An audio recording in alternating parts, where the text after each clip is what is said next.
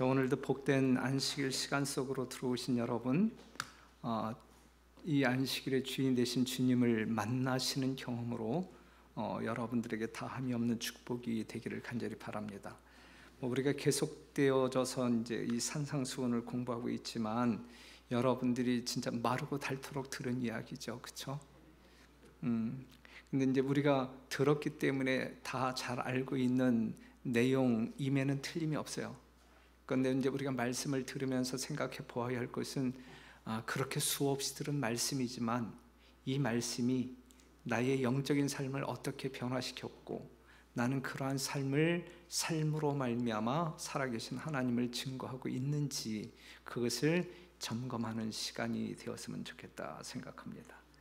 자, 오늘 이 시간에는 먼저 이 세상의 소금이라고 하는 말씀을 공부하겠습니다. 13절에 있는 말씀 보면 너희는 세상의 소금이니 소금이 만일 그 맛을 잃으면 무엇으로 짜게 하리요 후에는 아무 쓸데없어 다만 밖에 버리워 사람에게 밟힐 뿐이니라 그랬어요.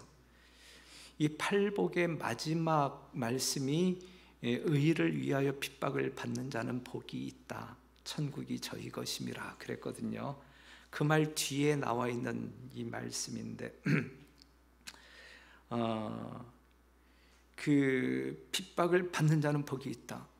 이 말씀에 이어지는 말씀이 너희는 세상의 소금이다. 그러면서 이제 소금의 역할에 대해서 지금 이야기하고 있습니다. 소금이라고 하는 것은 무언가에 들어갈 때에 비로소 자기 기능을 할 수 있어요. 우리가 이 영적인 삶에 있어서 예수님 때문에, 의 때문에 핍박을 받을 때, 또한 다른 사람들이 나를 싫어할 때, 복음을 가지고 있는, 진리를 가지고 있는 나를 싫어할 때 우리는 그 사람으로부터 도망쳐야 할 것이냐, 그러한 사회로부터 도망쳐야 할 것이냐, 아니면 그들 속으로 들어가 섞여야 할 것이냐, 이제 이러한 논리죠. 그렇죠? 예. 소금의 교훈은 무엇인가에 섞여 들어가지 아니하면 제 역할을 할 수 없다. 그렇기 때문에 우리가 의를 이 세상에 증거해야 하는 사람들로서 그 의에 굳게 서게 될 때 우리는 핍박을 경험하는 것이 필연적인데, 이럴 때 우리는 도망치는 자일까, 아니면 그들과 섞이기 위하여 그들 속으로 침투하는 자일까? 이 말씀은 뭐 하라는 이야기예요? 그들과 섞여야 된다라고 하는 사실을 말해주고 있습니다. 여러분들이 아시는 대로 이 소금의 기능이 살펴본다고 하면 뭐 대표적인 기능 두 가지가 있어요. 그렇죠? 하나는 방부제 역할을 하고 하나는 이제 맛을 내는 역할을 하잖아요. 너희는 세상의 소금이라 할 때 우리도 두 가지 기능을 다 표현할 수 있는 그러한 사람들이어야 한다. 그런데 우리가 이 방부제가 되든 맛을 내는 소금이 되든 1차적인 조건은 뭐냐면, 그러한 기능을 다하기 위하여 해야 할 조건이 뭐냐면, 첫째는 음식과 섞여야 된다는 이야기예요. 음식과 섞여야 된다. 소금이 언제나 다른 음식물에 섞일 때에 그 음식물에 영향을 끼칠 수가 있어요. 그리스도인은 항상 다른 사람들과 함께 살 때에 그 영향력을 끼칠 수 있어요. 여러분들의 이 품성, 즉 죄의 오염으로부터 여러분들을 지키기 위하여 여러분들이 무인도에 가서 살 수는 있지만 그건 소금이 아니에요. 그렇죠? 네. 소금은 다른 사람들 틈에 섞여서 그들에게 이 소금의 기능을 영향력 있게 그 영향을 끼쳐야 이게 제 기능을 하는 것이다 라고 하는 사실.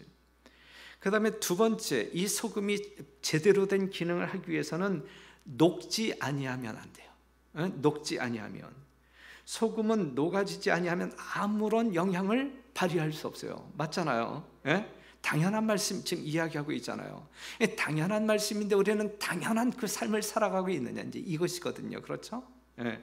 그리스도인이 자기 희생 없이 다른 사람들에게 선한 감화를 끼칠 수 없다는 이야기예요. 그렇죠? 소금이 녹지 아니할 때 아무런 영향력을 끼치지 못하는 것처럼 그리스도인이 자기 희생 없이 다른 사람들에게 무슨 선한 감화를 끼칠 수가 있겠어요? 아니잖아요. 분명히 아니잖아요. 녹을수록 잘 섞이고 녹을수록 제맛을 내는 것이 소금이다 라고 하는 사실. 여러분, 이 소금의 기능, 이 방부제의 기능, 맛을 내는 기능, 여러분들이 사람들 틈에 있음으로 말미암아 정말 어떤 이렇게 악으로 썩어 들어가는 그러한 분위기를 이렇게 케어할 수 있는, 치료할 수 있는 그러한 방부제의 역할을 할 뿐만 아니라 뭔가 이렇게 만나게 하는 그러한 역할을 해야 되는데, 그러기 위해서는 섞여야 된다. 두 번째, 녹아야 된다. 자기 희생이 있어야 된다라고 하는 사실을 기억해 주시기를 바랍니다. 만약에 그렇지 않다고 하게 되면, 이러한 기능을 하지 못한다고 하게 되면 우리는 다만 밖에 버리고 사람에게 밟힐 뿐이다 라고 이야기하고 있어요. 그러면서 엘렌 G. 화이트 선지자는 뭐라고 이야기하고 있냐면, 맛을 잃은 소금은, 만약에 여러분들이 맛을 잃은 성도들이라고 하게 되면 불신자들보다 더 악하다 그랬어요. 맛을 잃은 소금은 그냥 아무 쓸모가 없듯이 맛을 잃은 그리스도인은 불신자보다 더 악하다라고 이야기하고 있는데, 만일 그리스도인들이 이름에만 그치고 만다면 그들은 맛을 잃은 소금과 같다. 그냥 이름만, 이 문짝이처럼 교회만 들락날락거리는 모양만 그리스도인이라고 하게 될 때 이것은 맛을 내지 못하는 소금과 같다. 그들은 세상에서 유익한 감화를 끼치지 못한다. 그들은 하나님을 그릇 나타냄으로써 불신자보다 더 악하다 그랬어요. 사랑하는 성도 여러분, 소금 대신 우리 공동의 성도 여러분, 정말 이 소금의 기능, 소금의 기능을 제대로 함으로 말미암아 여러분들을 통하여 정말 죄악 가운데 있는 수많은 사람들이 영향받고 하나님께 영광을 돌리는, 그리하여 구원에 이를 수 있는 놀라운 역사가 있게 되기를 간절히 바랍니다. 만일 하나님을 섬기는 자들이 세상에서 제거되고 당신의 성령이 사람들 가운데서 물러나신다면 이 세상은 사단의 통치의 열매인 황폐와 파멸에 빠지게 될 것이다. 악인들은 비록 깨닫지 못할지라도 그들이 이 세상에서 누리는 이생의 축복까지도 저희가 멸시하고 압박하는 하나님의 백성의 덕을 입고 있다. 그래서 이 이야기는 뭐냐면, 실제적으로 오늘날 이 세상이 여전히 파멸하지 아니하고 은혜가 계속적으로 주어지고 있는 그러한 시기에 살아가고 있는 것은 누구 덕이냐 이거예요. 누구 덕이냐? 하나님을 믿는 백성들의 덕이란 말이에요. 여러분들을 살리기 위하여, 여러분들을 이렇게 의인들을 지켜 보호하시기 위하여 해가 필요하고 때에 따라 비를 내리시고 그렇잖아요. 여러분들을 위하여 해를 비추시고 비를 내리실 때에 누구도 그 덕을 보는 거예요. 악인들도 그 덕을 본다 이거예요.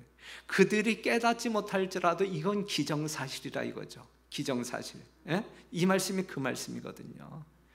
그런데 여러분들이 이 소금과 같은 기능을 제대로 함으로 말미암아 여전히 은혜가 주어지고 있는 이 세상에 아직도 하나님을 알지 못하는 그러한 사람들에게 여러분들의 선한 감화 때문에 하나님을 알게 되는 놀라운 역사가 일어난다고 하게 되면, 우리는 우리의 눈앞에서 이 세상에서 경험할 수 있는 최고의 기적, 최고의 이적을 목격하게 되는 것이다 라고 하는 사실이죠.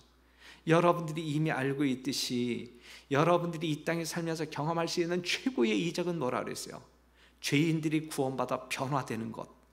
이것보다 더 큰 이적은 존재하지 않는데, 정말 암 환자가 벌떡 뭐 일어나고 이것도 놀라운 이적이지만 그것보다 더 큰 이적은 우리의 품성이, 우리가 그리스도를 영접함으로 말미암아 우리의 삶이 그리스도의 품성으로 변화되는 것보다 더 큰 이적은 없다. 우리 교회는 매일같이 놀라운 이적이 일어나는 현장이 되어야 돼요. 그렇죠? 이 베데스다 연못가에서 38년 된 병자가 이적을 통하여 치료함을 받았잖아요. 그것보다 더 큰 이적이 매 안식일마다 우리 공릉동교회에서 일어나야 된단 말이에요. 그렇죠? 예? 누가 다른 지난 안식일보다 훨씬 더 달라졌네. 야, 옛날과 다르네. 이러한 어떤 그 목격담을 통하여 하나님께 영광 돌리고, 나도 저 사람 못지않게 변해야 되는데, 이러한 부러움도 우리가 좀 사야 되고, 그러한 이적이 늘 일어나는 그러한 현장이 공릉동교회에 이어야 된다라고 하는 사실이죠. 그 다음에 너희는 세상의 빛이라 그랬어요. 너희는 세상의 빛이라. 산 위에 있는 동네가 숨기우지 못할 것이요 사람이 등불을 켜서 말 아래 두지 아니하고 등경 위에 두나니 이러므로 집안 모든 사람에게 비치느니라. 이같이 너희 빛을 사람 앞에 비치게 하여 저희로 너희 착한 행실을 보고 하늘에 계신 너희 아버지께 영광을 돌리게 하라 그랬어요. 우리들로 인하여 다른 사람들이 하나님께 영광을 돌리게 하라. 이것이 이제 우리에게 주어진 사명이란 말씀이죠. 빛이 존재하는 이유는 드러내기 위함이다. 드러내기. 빛의 존재는 감추어 두기 위하여 존재하는 것이 아니란 말이야. 뭔가 보여주기 위하여, 드러내기 위하여 존재하는 것이 뭐라고요? 빛이라. 구원의 복음과 그 복음을 가진 사람들이 숨겨져 있어서는 안 된다는 이야기예요. 예? 성경을 통하여 밝혀진 하나님의 거룩한 진리의 빛이 덮여 있는 상태로 감추어져 있어서는 안 되고, 이 거룩한 진리로 말미암아 구원받은 여러분들이 잠잠히 있어서도 안 된다는 이야기예요. 너희는 세상의 빛이라. 우리가 늘 기도할 때 아버지 빛이라고 말씀하셨으니, 소금이라고 말씀하셨으니 정말 소금 되게 하소서, 빛 되게 하소서라고 기도하잖아요. 그렇죠? 그렇게 기도하게 되면 그 기도한 내용대로 우리는 행동해야 되는 거예요. 믿음으로 행동해야 되는 거예요. 우리가 내일 제자훈련학교 시간에 특강으로 이제 믿음으로 말미암는 의에 대해서 이제 강론을 할 것인데, 마귀의 믿음과 예수의 믿음의 차이점이 뭐냐 이거예요. 하나님을 아는 것은 동일하단 말이에요. 하나님을 아는 것은 하나님의 능력도 알고 하나님의 사랑도 알고 다 안단 말이에요. 사단도 알고 떤다 그랬잖아요. 그렇죠? 사단이 하나님의 능력을 몰라요? 하나님의 자비가 무엇인지 몰라요? 다 알잖아요. 알고 다 알잖아요. 그런데 문제는 뭐냐면 그는 하나님을 사랑하지 않아요. 사랑하지 아니할 뿐만 아니라 하나님의 율법대로 행동하지 않아요. 그게 다른 거예요. 만약에 우리들도 하나님의 말씀은 알지만, 하나님에 대해서 알지만 만약에 행동하지 아니한다고 하면, 사랑의 강건하심에 이끌려 행동하지 아니한다고 하게 되면 우리는 마귀 믿음을 가지고 사는 존재들이지 예수 믿음으로 사는 사람들이 아니란 말이에요. 내일 오후에 제자반에 속한 사람이 아닐지라도 정말 우리의 원초적인 신앙의 가장 기본적인 진리, 믿음으로 말미암는 의, 그것임에도 불구하고 다 맞는 것인지 틀린 것인지 혼돈에 쌓이게 되는 이 주제를 가지고 내일 강론할 것이니까 누구든지 참여해서 유익을 좀 얻게 되기를 바랍니다. 그러니까는 우리가 이 빛된 우리가 드러내지 아니하는 삶을 사는 것은 이거는 아니다 이거죠. 아니다. 어느 교회 나가요? 어느 교회 나가요? 당당하게 아주 그냥 크게 큰 소리로 외쳐서 나는 제7 안식일 예수 재림교 공릉동교회 나갑니다 라고 이야기해야 됩니다. 자, 이 말씀을 보면 성경적으로 신앙이 뭐냐 이거예요. 신앙. 예? 성경적으로 말하는 신앙이란 곧 매일의 생애를 성결하게 하고 하나님의 말씀으로 말미암아 성결하게 하고 모든 사업상 거래와 모든 사교 관계에서 이 신앙을 나타내는 것을 말한다 그랬어요. 예? 하나님의 거룩한 말씀을 믿음으로 말미암아 스스로 자신이 성결해야 되고, 우리는 늘 그리스도의 장성한 분량으로 변화되어져야 할 사람들이고, 변화된 나의 삶의 모습을 나의 사업장이든 가정이든 교회이든 어디에서든지 그것을 보여주는 것, 이것이 신앙이란 말이에요. 예? 그냥 말 따로 행동 따로. 교회에서는 정말 경건한 그리스도인인데 시장판에 나아가게 되면 정말 아주 사나운 그러한 사람의 모습으로 산다고 하게 되면 이건 아니란 말이죠. 이건 아니란 말이에요. 설교 단상에 있는 이 담임 목사의 모습은 이게 괜찮아 보이는데, 그냥 이 교회 밖으로 나갔을 때는 그냥 노무자인지 목사인지 아니면 세상 사람인지 분별이 안 간다고 하게 되면 웃기는 거잖아요. 그렇죠? 담임 목사가 여기서 설교하는 대로 설교는 그럴싸하게 하는데 삶의 내용을 보게 되면 설교 내용과 거리가 있네, 이러면 여러분들이 그 목회자의 리더십을 따라갈 수 있나요? 아니잖아요. 그건 아니잖아요. 그렇죠? 이 단상에서의 목사의 모습과 이 단상 밑에서의 모습이 동일해야 돼. 동일. 그렇죠?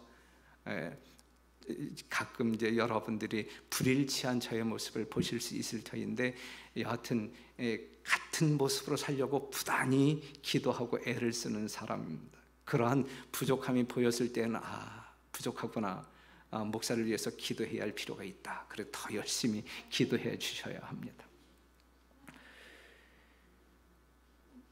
그래서 빛이 있기 때문에 기름이 있는 것이냐, 아니면 기름이 있기 때문에 빛이 있는 것이냐.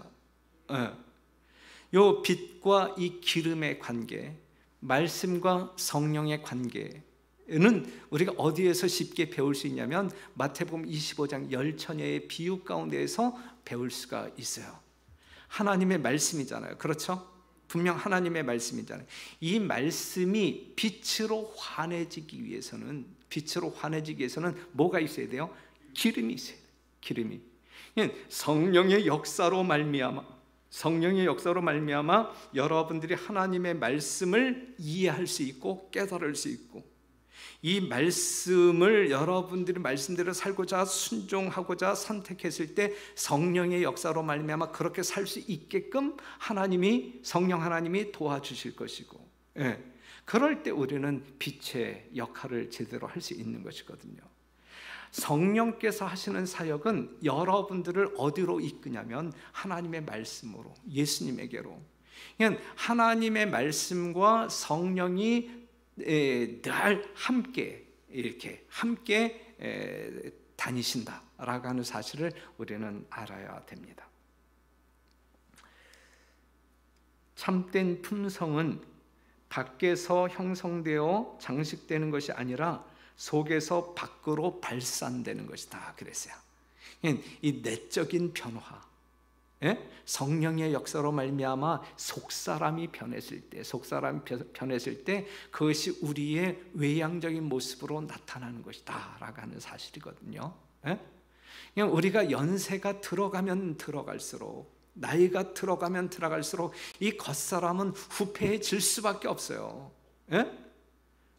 주름살, 머리 빠지고 머리 하얘지고 이빨 빠지고 다 이건 어쩔 수 없는, 이 세상에서 우리가 경험할 수밖에 없는 것이거든요.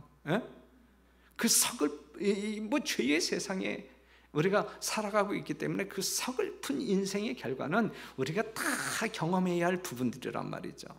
하지만 우리가 가면 갈수록 우리의 속사람은 더 새로워져야 돼.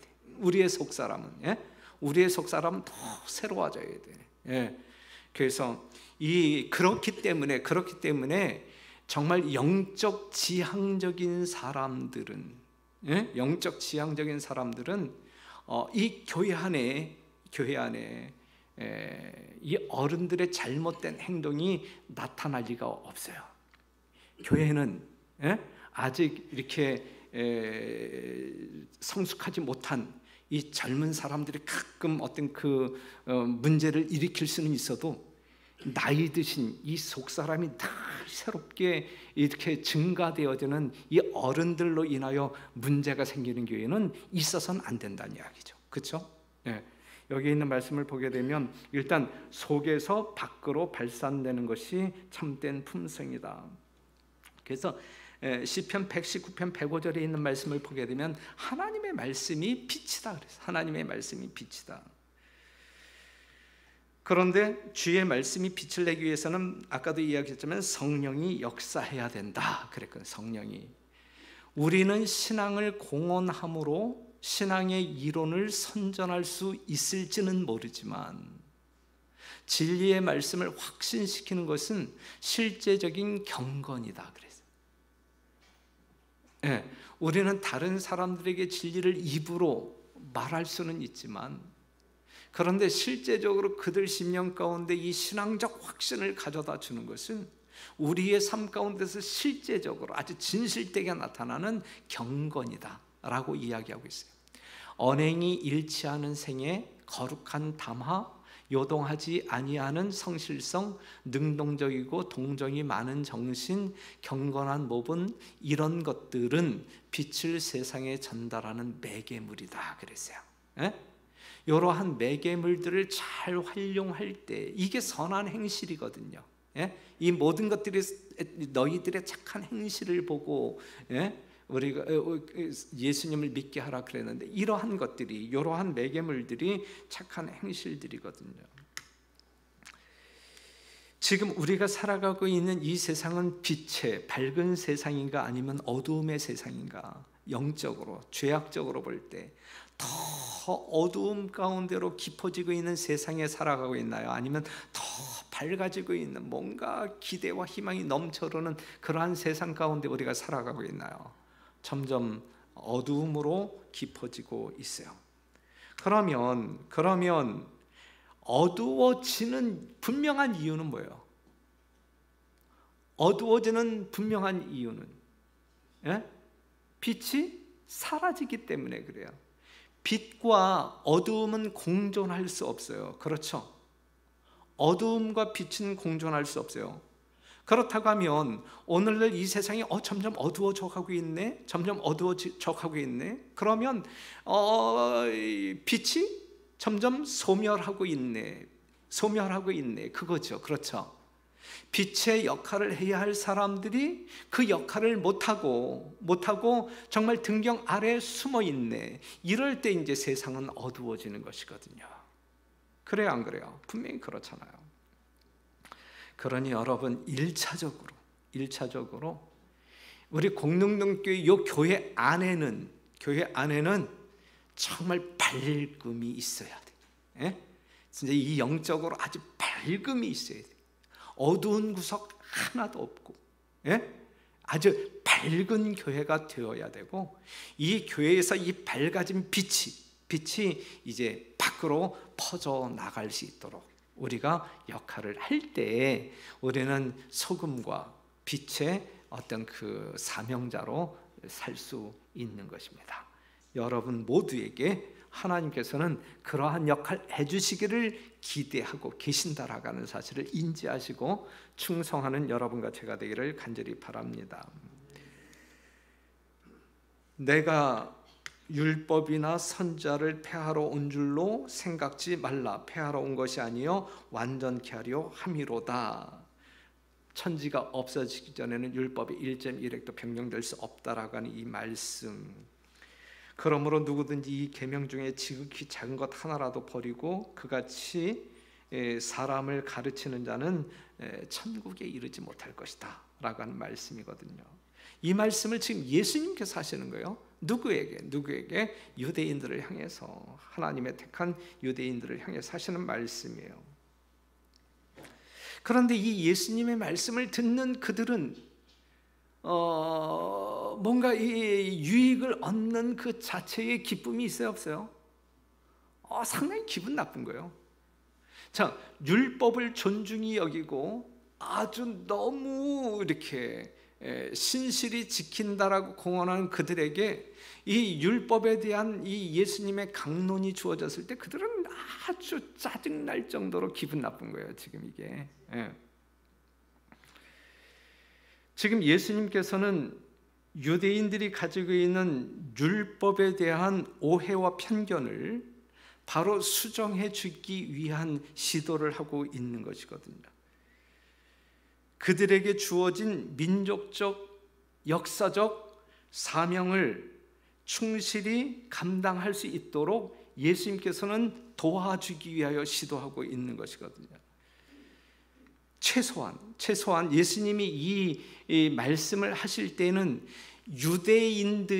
다수의 유대인들이 이 예수님의 가르침을 깨닫지 못하고 거절할지라도 최소한 예수님을 따르는 제자들만큼만이라도 이 율법의 복음의 본질을 이해해 주기를 바라는 마음으로 지금 이 말씀을 하고 있는 거야.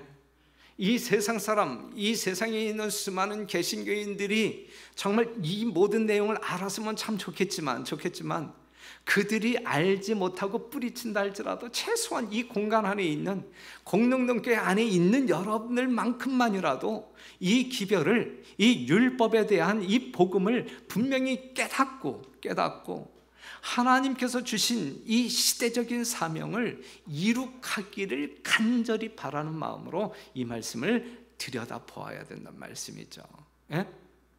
여러분들이 안식일이 변하지 않은 거야, 이건 사단이 만들어 놓은 위작이야, 이제 이렇게 이야기할 때는 마태복음 5장 17절 18절 딱 펴놓고 여기 봐 1.1핵도 변경될 수 없다 그랬잖아, 이제 이렇게 사용은 하지만, 이 성경절을 사용을 하지만, 그럼 율법의 1.1핵도 변경될 수 없는 그 믿음으로 여러분들이 하나님의 거룩한 율법을 철저하게 정말 기쁜 마음으로, 정말 사랑하는 마음으로 지키고 있느냐, 이제 이것이죠. 만약 그렇지 못하다고 하게 되면 우리의 언행의 불일치로 말미암아 이 세상에 있는 믿지 아니하는 불신자들보다 더 이제 악하다라고 하는 그러한 어떤 그 야단을 우리가 이제 맞게 되는 것이죠. 이스라엘 백성들에게 하나님의 율법을 주신 분은 누구예요? 예수님이라. 그렇죠.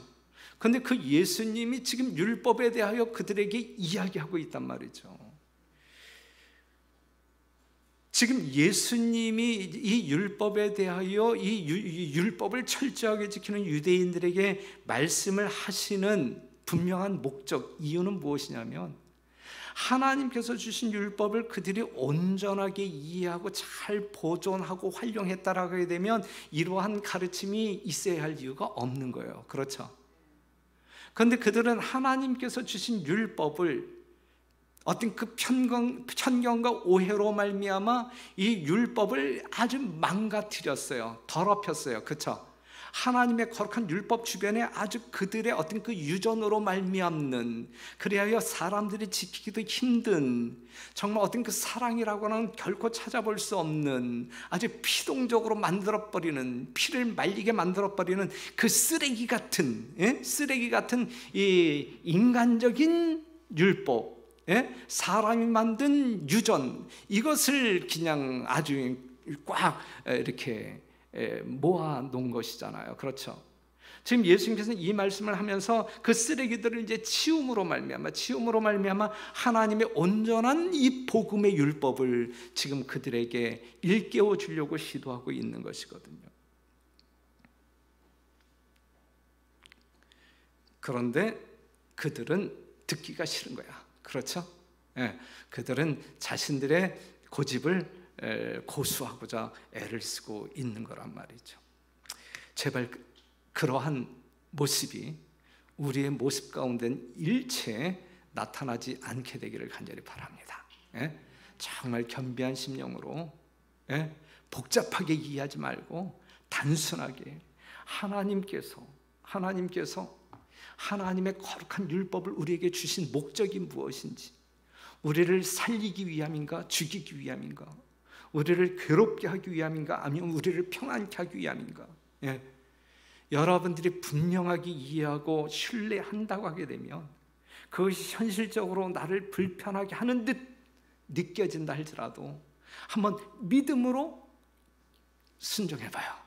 그리할 때 우리는 말씀의 위력을 경험할 수 있는 것이고 우리의 믿음은 더 견고한 믿음으로 서게 될 것입니다. 성경에 나타난 하나님의 법의 종류들이 많아요. 그렇죠? 예, 그 유효 기간이 있는데 일단 성경을 보게 되면 자연 법칙이 있어요. 자연 법칙. 이 자연 법칙은 자연이 존재하는 한 이것은 지켜져야 되는 것이고, 건강 법칙이 있어요. 건강 법칙. 사람에게 건강이 필요할 때까지 유효해요. 건강 법칙이. 예? 예. 이것이 시대에 따라서 뭐 이렇게 바뀌고 그러는 게 아니란 말이에요. 예? 사람에게 건강이 필요할 그때까지는 이 건강 법칙이 유효하다. 그 다음에 도덕법, 십계명이 있어요.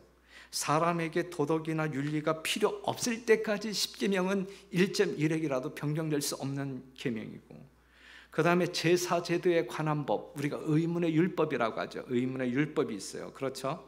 이것은 제사의 원형이신 예수님께서 십자가에 달려 돌아가실 때까지 유효한, 그래서 십자가에서 폐지된 율법이 있는데 이것이 의문의 율법. 아시겠죠? 네. 그 다음에 이스라엘의 민법이 있는데 국가적 이스라엘의 의미가 존속하는 동안에 이 민법은 또 유효했다라고 하는 사실입니다. 그런데 일단 이 십계명의 의미와 중요성은 여러분들이 분명히 알아야 돼요. 1.1핵도 변경될 수 없는 이 십계명의 중요성, 그 의미를 우리가 분명히 알아야 돼요.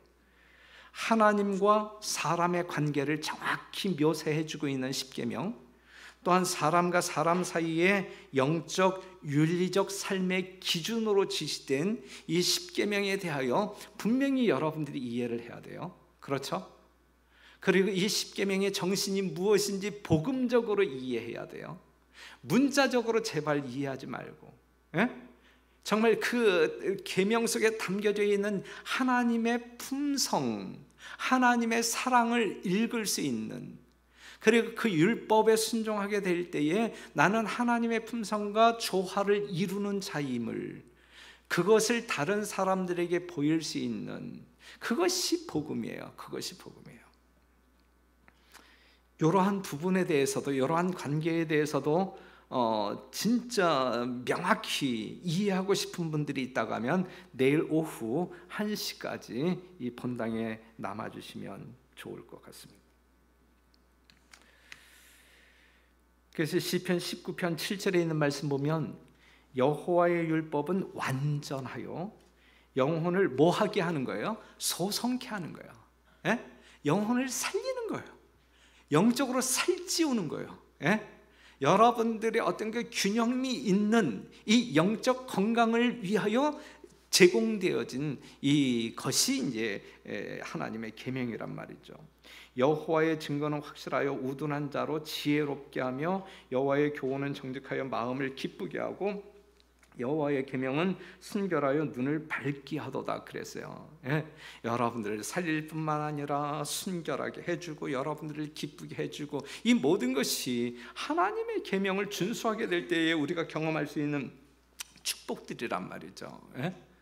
그러한 것을 우리는 몸소 체험하고, 예? 그것이 우리들의 신앙적인 삶이 되어야 된단 말이죠.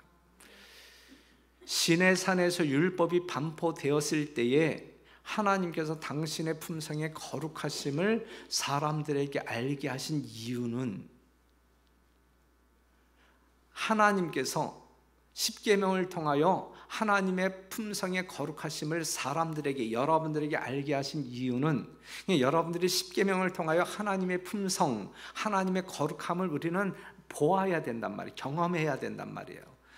그 이유는 뭐냐면 그들이 대조하여 봄으로 자신들의 품성의 죄악성을 보도록 하기 위함이었다.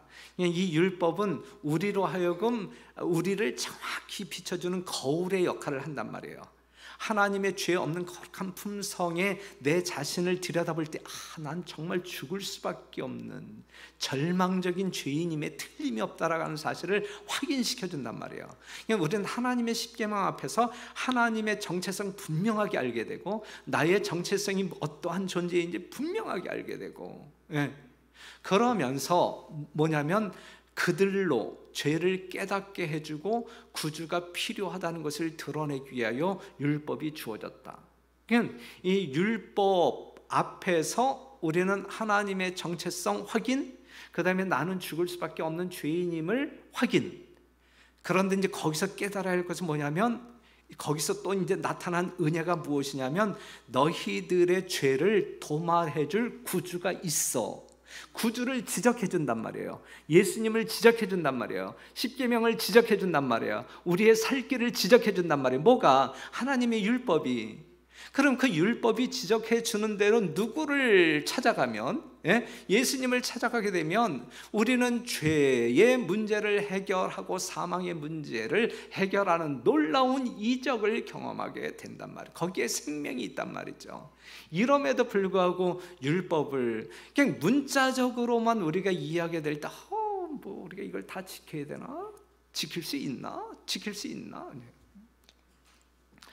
요 정도 우리가 어긴다 할지라도 사랑의 하나님은 우리를 구원하시겠지, 그러면서 이제 자기 편리한 대로 율법을 주물럭주물럭거리면서 그냥 만들어 버리는. 여기 만약에 그런 식으로 여러분들이 율법을 이해한다고 하게 되면 로마 교황이 안식일을 그냥 주물럭주물럭거려서 오늘날 거짓 일의 일을, 거짓 안식일을 만들어낸 거고 뭐가 달라요? 다를 바가 없지, 그렇죠? 우리는 하나님의 말씀을 정말 그 주신 목적, 그 정신에 합당한 이해를 해야 합니다.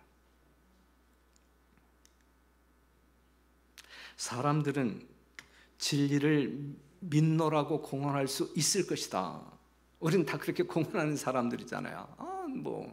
그러나 그것이 저희를 진실하고 친절하고 참고 관용하고 거룩한 마음을 갖도록 하지 못한다면, 즉 말씀이 살아서 우리의 골수를 쪼개요, 우리의 병든 심령을 치유하지 못한다면 그러한 신앙을 소유한 자들에게 저주가 되고, 복이 되어야 할 말씀이 오히려 저주가 되고, 그들의 가마로 말미암아 그것은 세상의 저주가 된다.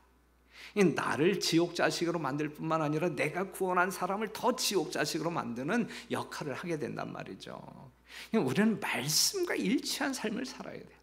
말씀으로 말미암아 생명 있는, 정말 썩은 어떤 그 냄새를 풍기는 자가 아니라 생명이 있기 때문에 향기를 발할 수 있는 그러한 모습으로 살아야 하는 거라고요. 이것이 하나님께서 우리들에게 율법을 주신 목적입니다. 율법의 한 가지 원칙을 고의로 무시하는 사람은, 고의적으로, 의도적으로 무시하는 사람은 아무도 하늘 왕국에 들어가지 못할 것이다 그랬어요. 하나님의, 여러분들의 죄를 사랑함으로 말미암아 하나님의 율법을 고의적으로 어기는 것은 우리로 하여금 하늘 왕국에 들어가는 것을 가로막는다 그랬어요. 여기에 대한 기똥찬 설명도 내일 오후에 덧붙여서 좀 할 건데 내일 진짜 계신 시간이 있으신 분들은 뭐 식후이지만 좀 이렇게 피곤하실지라도 진짜 우리의 가장 기본적인 생명의 진리, 이 믿음으로 말미암는 의가 무엇인지 정확히 이해가 될 수 있도록 한번 힘써 보시길 간절히 바랍니다. 모쪼록 우리는 하나님께서 은혜로 주신, 우리를 소성케 하는, 우리에게 생명을 제공하시는 살아있는 말씀에 근거하여, 또한 이 말씀과 조화된 삶을 살기 위하여 늘 성령의 임재를 위하여 기도하시고, 성령의 임재를 통하여 말씀이 여러분들의 삶을 통하여 살아 움직이는, 그리하여 거룩한 성도의 삶을 살게 되기를 간절히 바라면서 말씀을 마치겠습니다.